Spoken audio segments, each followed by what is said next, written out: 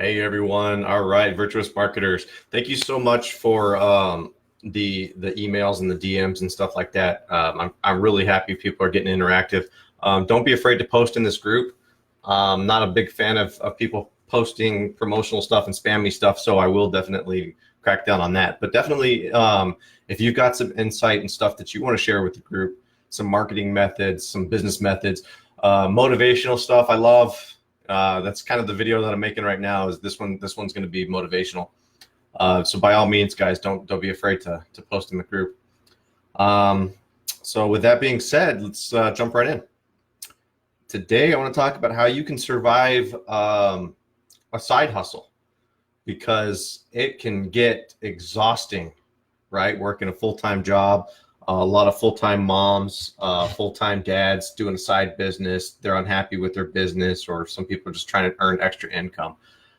This can be exhausting, right? Especially when you got kids and you got to get the kids to soccer practice, and then you got to run your errands and get the oil changed and get to work on time. It's a mess. I know, I've lived it, so I can relate.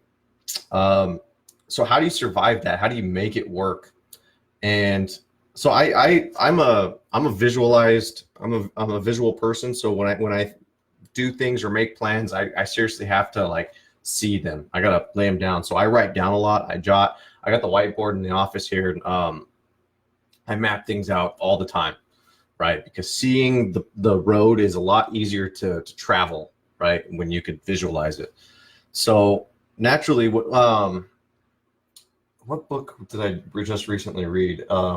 I can't even remember which book I read it in. I think it was Jordan Peterson. Was it? But it made me realize that we definitely, because we tell ourselves to avoid the mistakes from the past, right? We have to learn from our mistakes. So this is where it gets motivational, because that's kind of like an obvious one, right? Yeah, we got to learn from our mistakes. Of course, duh. But nobody ever tells us that we have to give ourselves credit where credit is due, right? So this is something that is really tough, especially like if you've lost everything, and you feel like you've lost everything. You lost a job, you lost a loved one, you lost a spouse, maybe the kids went off to college, who knows? But you feel like empty, right? Like you lost all this stuff. So naturally, your mind makes all of that happiness that happened with whatever you lost synonymous with what you lost, right? So you place blame on yourself. So what ends up happening is that since you're blaming yourself for all of the bad things that you did, you're also blaming yourself for losing the good things. And that's a very interesting way that our mind works, if you think about it, because when and I realized this when I made two lists. First list I made, I had to go through and I went through all of my mistakes, right? And I had to give myself, I had to take blame, to understand what I did wrong so I can avoid that in the future. So I made a list of all the things that were getting in the way of my success, and the things that were, stuff like going out on a random Wednesday night and spending money on alcohol, or getting drunk and being hungover the next day. That affects my work, or spending too much money, swiping my credit card. There's a whole bunch of stuff on my list of all the things that I shouldn't do that's getting in the way of my success. But then I was like, you know what? I never give myself credit for all the stuff that I do have, that I have achieved. I've always had this weird thing where it was like inside my, how do I put this? Like I was outside of my control.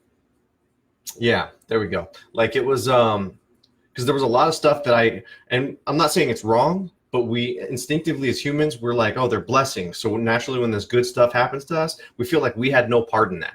Right. So we want to give credit to God or fate, or the company that we worked for, or our ex-spouse that left us. That was why we had our happiness. So when we lose those things, we lose the happiness. Does it make sense? And that's really a really weird way of thinking about it, because a lot of that happiness that you did have was because of the effort that you were putting in. It didn't just manifest itself out of nowhere. You worked hard for that job. You worked hard for that promotion. You got those kids to soccer practice, whatever it is. So you have to. So when I made my second list, my first list was all the stuff that was getting in the way, all the reasons why it was troublesome. The second list was all the stuff that I've achieved, right? So now I'm looking at these two lists side by side, and you really start to see it, and you're like, man, the most amazing thing in the world happens too. At least for me, I don't know if it's going to happen for everybody else, but when I'm looking at these lists side by side, I'm like, look at all the stuff that I have achieved and looking at all the stuff that I lost because of my own mistakes. I can avoid the mistakes and I can repeat the stuff that I've done right. So then I started repeating the stuff that I'd done right.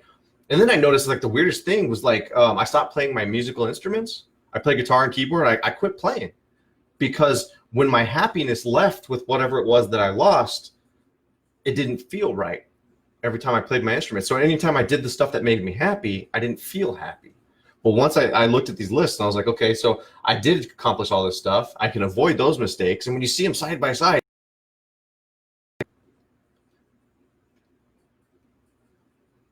I think I'm losing my connection here. What's happening?